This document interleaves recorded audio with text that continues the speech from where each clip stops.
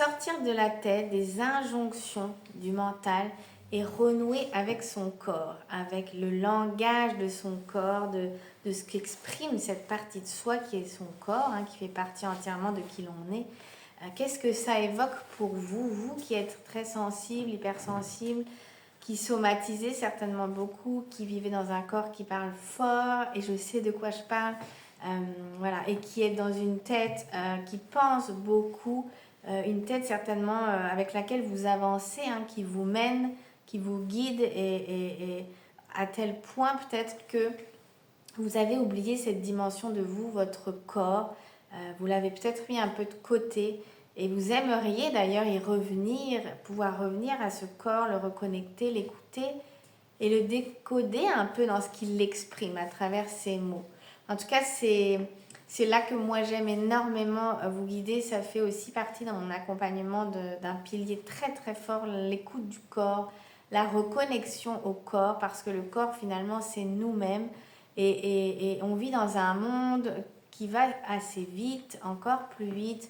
On pense avec sa tête et on oublie son corps, et pourtant notre corps est un allié qui a des messages à nous livrer pour nous mener vers l'apaisement, vers de la sérénité, vers de la confiance, vers un vrai mieux-être.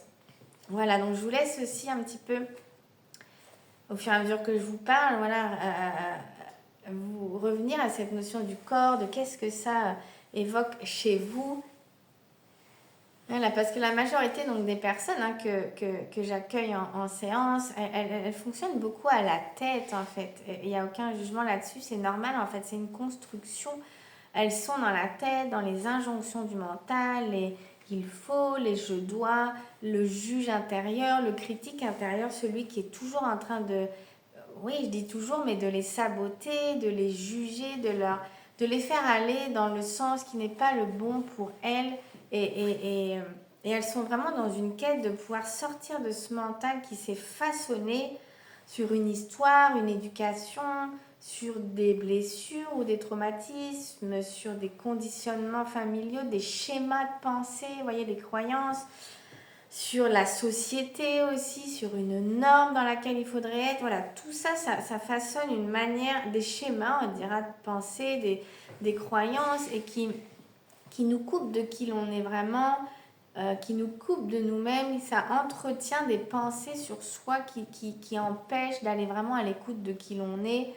Et être à l'écoute de qui l'on est, ça veut dire quoi? C'est à l'écoute de ses propres besoins, c'est à l'écoute de qui je suis, de mes limites, c'est à l'écoute de ce qui est bon pour moi, de ce qui ne l'est pas, de mes émotions, c'est à l'écoute de moi-même finalement. Et ça, c'est valable et c'est légitime. Et puis si je vais un petit peu plus loin aussi, notre corps, c'est vraiment une dimension de nous qui ne ment pas. C'est-à-dire que c'est notre corps qui va venir aussi absorber beaucoup depuis notre enfance d'émotions contenues, refoulées, ravalées, non dites, des choses qui nous ont fait mal. Le corps va engrammer tout ça à l'intérieur de lui, dans sa chair, dans ses muscles, dans ses articulations. Le corps garde une trace, une empreinte. Vous connaissez cette expression qui dit tout ce qui ne s'exprime pas s'imprime, mais elle est bien réelle. Le corps va vraiment garder mémoire, garder trace de tout ça. Il est vraiment le reflet en fait d'un vécu, d'une histoire, le reflet, je dirais, inconscient de cette histoire que l'on a vécu, oui, je dirais, dans les moments douloureux comme dans les moments joyeux. Mais je cherche mon mot, excusez-moi. Il est l'empreinte, voilà, je vais y arriver, il est l'empreinte de tout ça. Donc voilà, c'est que je réfléchis beaucoup en vous parlant pour vraiment vous dire les mots que j'ai envie de vous partager. Donc en tant que hypersensible que je suis, ça foisonne dans ma tête et dans mes pensées. Mais c'est surtout ça, c'est vous dire que votre corps, en fait, il porte beaucoup de choses de votre histoire. Et donc, quand il exprime beaucoup de mots MAX, de tension, de douleur, d'un mal-être, d'émotions, de stress que vous ne comprenez pas, il y a autre chose en fait qui s'exprime. Votre corps, il essaye de vous parler en fait. Il essaye de vous dire des choses. Est-ce que vous pouvez les entendre, ces choses, ou est-ce que vous les mettez de côté? Vous les banalisez, vous les jugez parfois sans le vouloir, vous les minimisez. Vous mettez un peu, vous savez, sous le tapis. Parfois, on fait comme ça. On écoute, mais on n'entend pas vraiment. Et c'est OK. Il y a des choses qu'on est prêt à entendre, d'autres non. Donc, une chose à la fois. Mais c'est quoi un petit peu votre rapport au corps, du coup, au langage du corps? Est-ce que votre corps essaye de vous dire? Est-ce que vous avez l'impression qu'il y a une bataille entre votre tête et votre corps? Est-ce que vous avez l'impression que votre corps vous murmure des choses et votre tête vous souffle autre chose? Vous voyez, du coup, vous savez plus tellement où vous en êtes entre la tête et le corps. Est-ce que vous vous sentez, voilà, moi ça a été mon cas il y a une dizaine d'années en arrière, dans une impasse, parfois avec ce corps qui parle si fort, et vous ne comprenez pas, et vous avez beau chercher à l'extérieur, peut-être avez-vous déjà fait des examens médicaux divers et variés, essayé différentes méthodes, mais rien ne donne rien en fait. Et c'est parce que ça va être important d'aller se mettre à l'écoute de vraiment qu'est-ce qui se passe dans votre corps, qu'est-ce qu'il exprime. C'est pas tant qu'est-ce qui se passe dans le corps, c'est qu'est-ce qu'il exprime d'inconscient dont vous n'avez pas encore conscience. C'est toujours cette même histoire de ramener de l'inconscient sur ce qui se passe à l'intérieur de nous, de la clarté, de la lumière sur l'ombre en fait, ce que je ne sais pas. Et en fait, tant que je ne comprends pas ce que mon corps exprime, je ne peux pas m'en occuper, je ne peux pas le libérer, je ne peux pas, vous voyez, je peux pas me répondre à mon besoin. Donc c'est tellement important de revenir à l'écoute du corps, des messages du corps, de pouvoir aller libérer des choses qui se sont accumulées, qui se sont accumulées telles des couches dans cette mémoire de notre corps, parce qu'il faut aussi comprendre que entre les émotions et le corps, le lien, il est très très intime, très proche.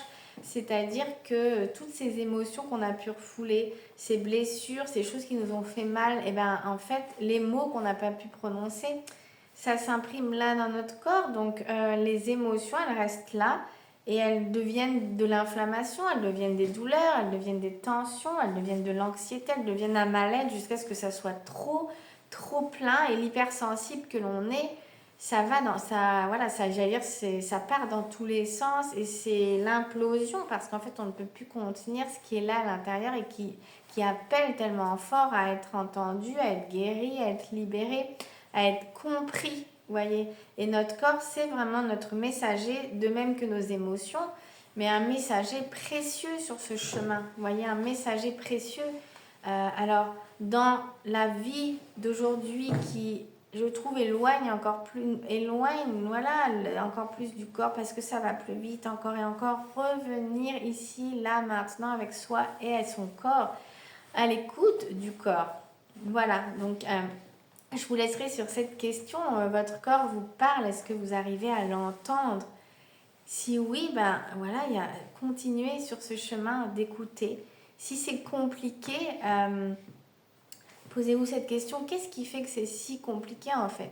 Et la réponse peut se loger dans ces fameux schémas de pensée, ces croyances qui ont été intégrées depuis votre enfance, qui peut-être viennent dire qu'il ne faut pas s'écouter, que les émotions c'est pas bien, que la sensibilité c'est pas bien, qu'il faut avancer, qu'il faut être fort, vous voyez, et que c'est la tête qui mène, et qu'en fait vous n'êtes pas à la hauteur, et que vous n'êtes pas assez, et pas ceci, et donc ça vous voyez, ça bloque, ça coupe complètement la connexion à vous-même, en fait, parce que cette tête, elle vous fait aller presque dans, j'allais dire, dans le mur, quoi, quand en fait votre corps, lui, il essaye de vous rappeler vers une autre conscience pour vous-même, que vous avez peut-être besoin de douceur, de prendre le temps, d'aller à votre rythme, de vivre vos émotions, je ne sais pas moi, de vivre certaines relations autrement ou dans votre travail aussi. Voilà, il vous donne plein d'informations.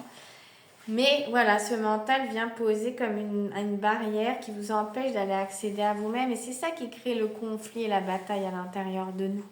D'où l'importance de pouvoir se reconnecter au corps et si c'est ce que vous cherchez, ce corps, d'aller reconnecter votre corps, d'aller mieux comprendre le langage de ce qu'exprime votre corps, de pouvoir sortir de la tête et de commencer à mieux entendre ce qui se passe en vous, vos besoins, pour pouvoir aussi mieux poser vos limites, pour pouvoir mieux connaître votre seuil de tolérance, mieux comprendre ce qui est bon pour vous, ce qui l'est moins. N'hésitez pas à, voilà, comme je le dis à chaque fois, déjà me laisser un petit commentaire pour me dire comment ça se passe pour vous, le rapport au corps. On peut échanger à ce sujet aussi en commentaire et surtout, si vous voulez aller plus loin, c'est vraiment un sujet aussi sur lequel je peux vous accompagner, qui est un pilier important de l'accompagnement que j'ai vraiment créé pour les hypersensibles qui ont tellement besoin de sortir de la tête et tellement besoin de renouer avec leur corps. Et c'est vraiment quelque chose qui a fait partie intégrante du chemin que j'ai mené depuis plus de 10 ans. Voilà, pour de l'ombre, j'aime dire, à la lumière, pour sortir d'un profond mal-être et pour pouvoir enfin aller bien, parce que c'est possible. Le corps a été une étape fondamentale, cette reconnexion au corps à travers la méthode MLC notamment, et puis après d'autres méthodes, mais voilà, moi j'aime vous transmettre cette clé de votre corps, c'est tellement fondamental et essentiel. On ne peut pas être bien si on ne peut pas se rassembler avec son corps, parce qu'on habite dans son corps. Notre corps, nos émotions, notre tête, tout ça c'est un ensemble, dans la matière, voyez, de notre corps. Voilà, donc n'hésitez pas à me contacter si ça vous parle, toujours sur mon site, juliette-fontaine.com, ou bien directement en commentaire. Et puis, si c'est aussi un sujet qui vous parle, n'hésitez pas à me le dire. Au-delà de mon accompagnement individuel, si c'est quelque chose qui vous parle, déjà on pourra faire plus de vidéos, je pourrais vous faire d'autres vidéos sur le sujet. Mais aussi, je suis en train de réfléchir à lancer un cycle, ce qu'on appelle, un cycle de séances, justement, avec de la méthode MLC, pour vous guider pendant 1 heure et demie, dans vraiment ce qu'on appelle du mouvement psychocorporel, de reconnexion au corps, à l'écoute du corps, du langage, en petits groupes. Voilà, c'est quelque chose que j'ai envie de proposer avant les fêtes de fin d'année, pour s'offrir ça, surtout dans une période actuelle, vous voyez, où beaucoup de choses amènent à sortir un petit peu voilà, qui sont pas très douces, qui amènent toujours dans être plus, vous voyez, dans la peur, dans plein de choses. Enfin, j'entends tout ça un petit peu autour de moi. Donc voilà, donc revenir à l'intérieur de soi et voir que le monde à l'intérieur de nous peut être beau. Il est beau, il peut être bien, il peut être apaisant, vous voyez. Donc je pense que je vais lancer ça avant la fin de l'année, un cycle de 8 ou 10 séances, une par semaine, 1 heure et demie de pure reconnexion à votre corps.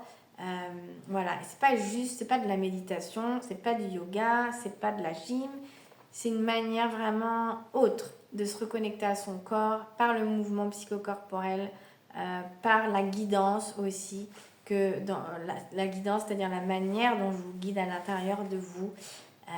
Voilà, donc si ça vous parle, laissez-moi un petit message et puis je vous enverrai les informations. De toute façon, je vais vous en reparler. Cette vidéo, je la fais, on est fin octobre.